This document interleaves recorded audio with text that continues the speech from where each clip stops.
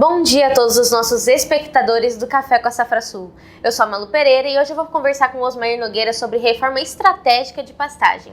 Osmair, é um prazer ter você aqui novamente com a gente. Eu que agradeço, Malu. É sempre muito bom a gente poder estar aqui falando um pouquinho sobre estratégias de pastagem, falar um pouquinho sobre o dia a dia de uma propriedade rural e as necessidades do produtor em informações que a gente tem o maior prazer em poder transmitir aqui no Café com a Safra Sul.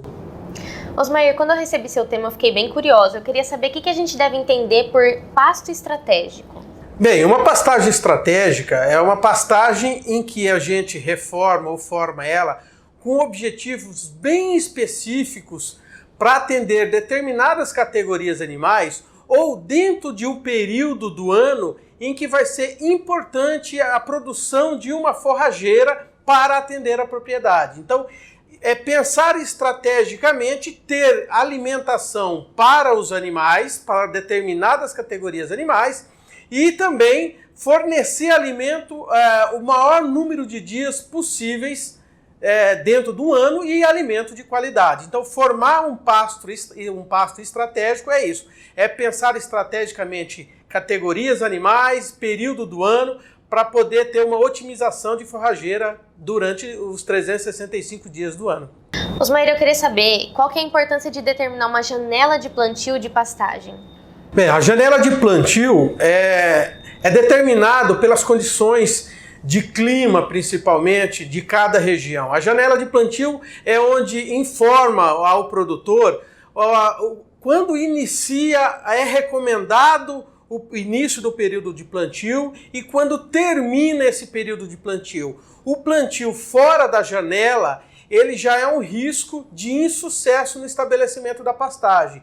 Então, o produtor sempre tem que observar nas suas condições de sua região qual é a janela, quando é recomendado o início do plantio e até quando se estende a recomendação desse período de plantio. É nesta época onde a probabilidade, o índice de assertividade é bem maior e os riscos que ele está correndo é bem menor. Então, é importantíssimo a gente saber a janela de plantio da região onde está a propriedade para poder fazer boas recomendações, para saber se dá tempo de fazer todas as operações de correções, de preparo de solo e tudo mais, para poder conseguir estabelecer a pastagem ainda dentro do período recomendado.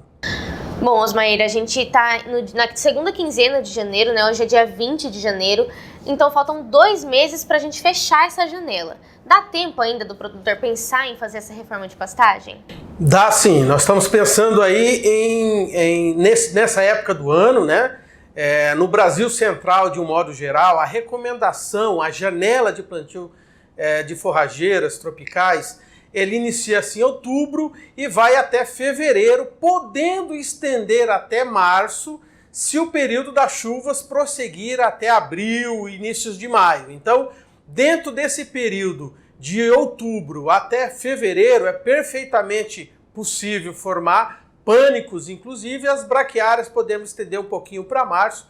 Então, dá tempo ainda, o produtor pode pensar ainda em reformar a pastagem, porque nós estamos ainda com bastante sobra de dias para poder fazer essa operação.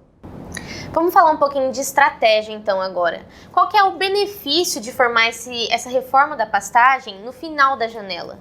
Bem, o benefício vai depender para que se destina a estratégia, qual estratégia vai ser adotada para a reforma de pasto. Por exemplo, se a estratégia é formar um feno em pé para o período da seca, né? Então é perfeitamente possível iniciar ainda agora os preparos de solo, correções, curva de nível e tudo mais, fazer a semeadura a partir de meados de fevereiro, início de março, manter esse pasto vedado até o período da seca, onde vai fornecer um feno de extrema qualidade, uma produção de massa muito boa, para poder ser utilizado por determinadas categorias animais.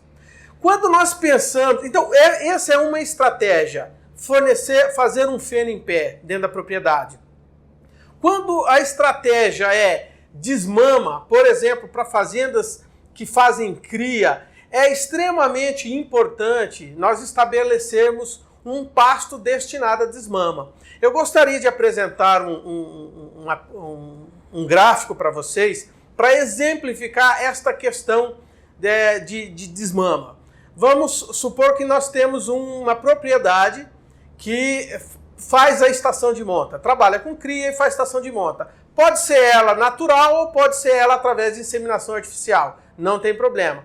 E exemplificando nessa fazenda, vamos fazer uma estação de monta de 3 meses, tá? Então, como vocês podem observar no gráfico, quando nós trabalhamos uma estação de monta aí de 3 meses, geralmente essa estação inicia-se em novembro, dezembro e janeiro. Então, são 3 meses de estação de monta.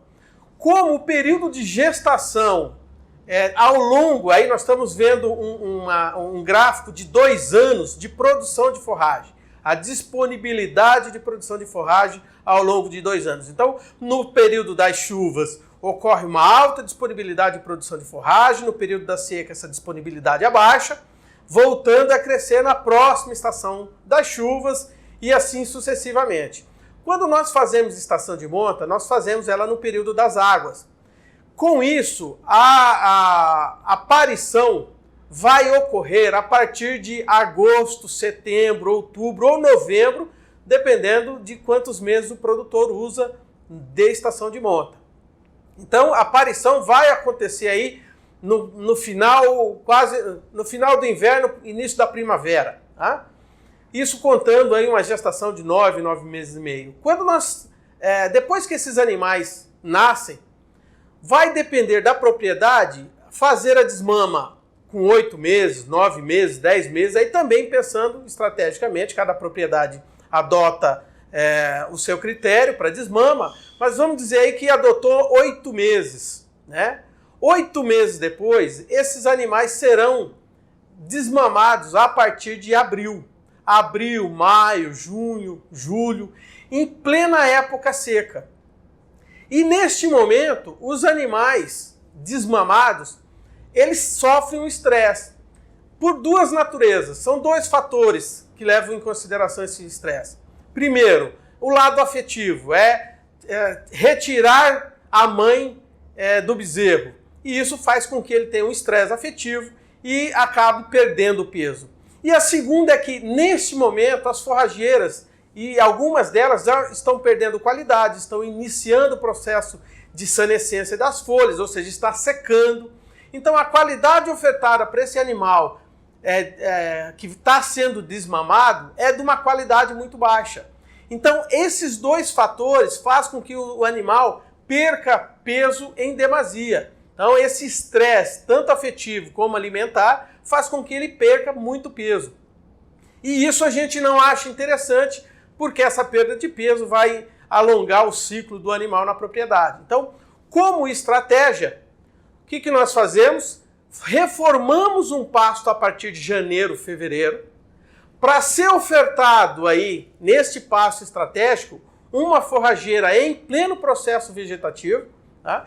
Que vai fornecer uma forrageira de qualidade para ele. Então, a gente tenta minimizar o efeito alimentar sobre a perda de peso a desmama.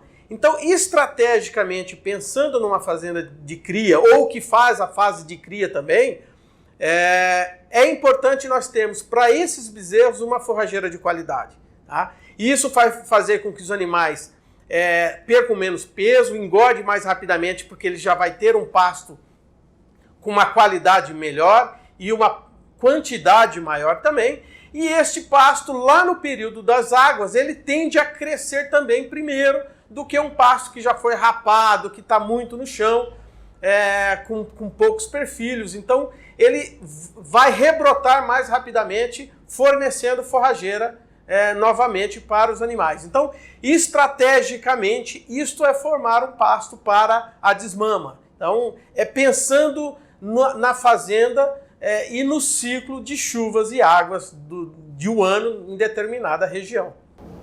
Muito legal o seu gráfico, eu gosto muito quando os convidados aqui do café trazem um acréscimo visual, né? Porque acho que fica bem mais fácil de entender aí para quem está assistindo. Mas a gente sabe também que nem todas as regiões têm o mesmo perfil, né?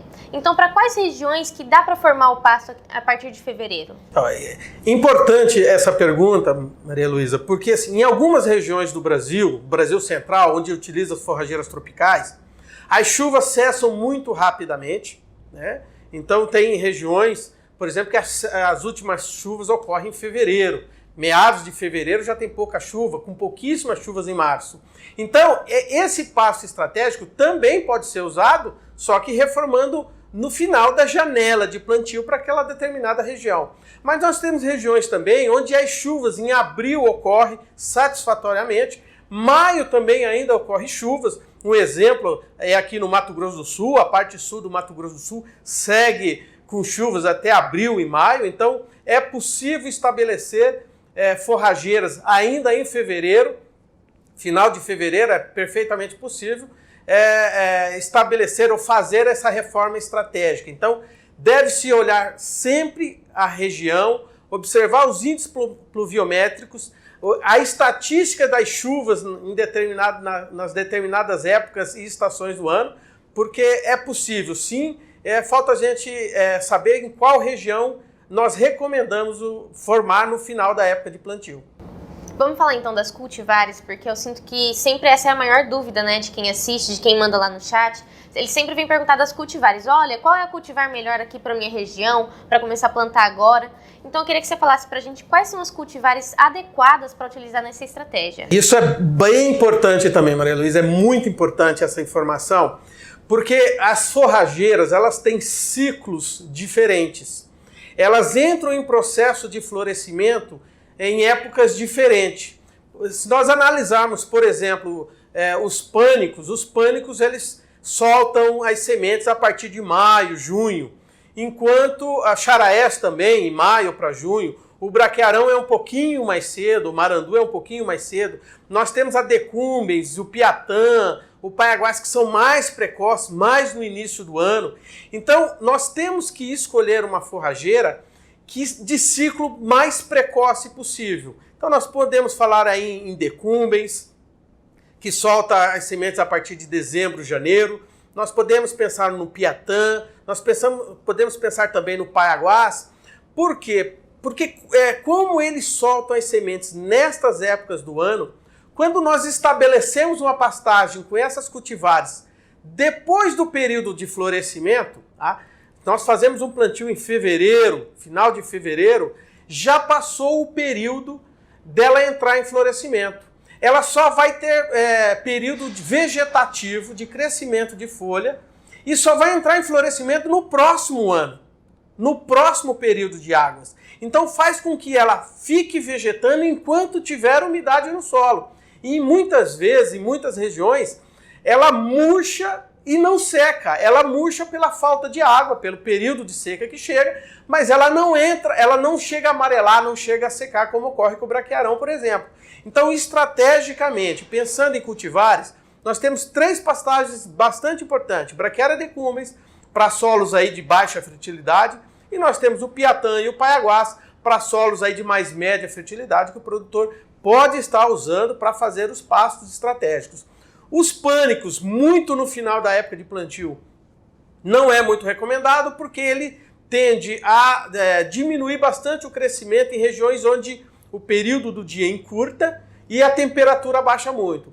Marandu, nós não recomendamos, que o plantio em janeiro para fevereiro, ainda vai dar tempo dele entrar em florescimento e ele vai secar. Então, não é muito recomendado, assim como o charaés também eu não recomendo muito. Então, eu fico mais nessas 3 cultivares, decumbens para solos de baixa fertilidade e piatã ou paiaguás para solos de média fertilidade. Eu acho que são forrageiras que vai atender bastante nessa desmama de bezerro.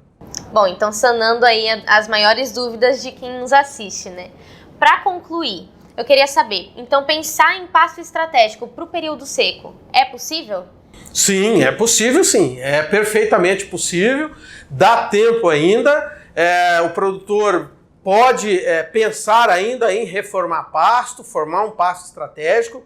O que vai depender é a quantidade de área que ele pode fazer isso, que vai estar vinculada à disponibilidade de equipamento, de maquinário. Se ele for começar agora falar em correção de solo, preparo de solo e plantio, então o que vai determinar o tamanho da área da reforma é a estrutura operacional que ele tem para realizar o plantio.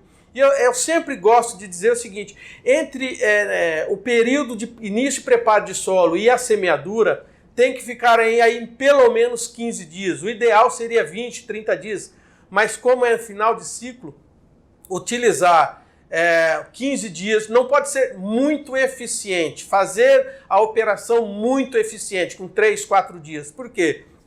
Todo esse material incorporado ao solo, com o preparo do solo, precisa ser decomposto. Ele precisa fermentar no solo, porque senão ele vai causar problema na germinação das sementes que forem semeadas posteriormente. Então, faz o preparo de solo, aguarda uns dias, aguarda uma semana, faz uma grade niveladora. Então, ele faz um pouquinho mais escalonado, com um intervalo aí de 15 até 20 dias até a semeadura, para poder não ter o problema da fermentação. Então, é perfeitamente possível, sim, vai depender da estrutura operacional que ele tem, mas tendo todas as condições, ele pode estabelecer, dá tempo e a gente recomenda sem problema nenhum. Osmair, muito obrigada por participar mais uma vez, é sempre um prazer ter você aqui, viu? Um tema muito interessante, gostei bastante. Eu que agradeço, mano. Mais uma vez, é muito bom a gente vir trazer essas informações, estamos disponíveis, quando o produtor tiver necessidade dessa informação, entre em contato conosco, temos uma equipe aqui técnica bastante grande para atender nessas dúvidas que o produtor rural precisa, e também a disponibilidade da nossa empresa em fornecer as sementes para o produtor. Então entre em contato conosco com questionamentos técnicos e também para procurar uma semente de qualidade. Isso aí, inclusive durante todo o vídeo vocês viram aí os nossos telefones passando na tela. Qualquer dúvida pode ligar, a gente tem aqui diversos produtos, vários cultivares. Temos também a Top SS que pode te auxiliar aí no momento do plantio, né, Osmair? Exatamente, uma semeadora de qualidade, com toda a tecnologia que a Safrasul disponibiliza para os produtores para fazer um plantio com precisão, com economia e com extrema rapidez. Então, se você quiser adquirir ou tiver qualquer dúvida, é só ligar. O Café com a Safrasul vai ficando por aqui, entregando a melhor qualidade e também o melhor conteúdo. Mas quarta que vem a gente está de volta. Bom dia e boa semana a todos.